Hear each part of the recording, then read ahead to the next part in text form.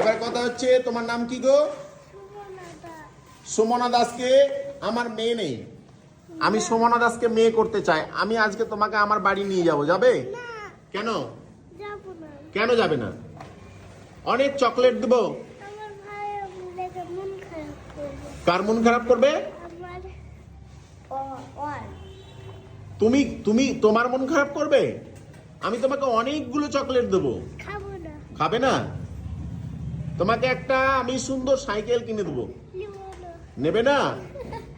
আমি অনেক গিফট দেবো তোমাকে, অনেক খেলনা দেবো। প্লিজ প্লিজ সোনামণি, মা আমার, প্লিজ চলো চলো। আমি আমাকে তুমি নানা বলবে? কি বলবে? কিছু বলবে না? চলো প্লিজ আমার সাথে।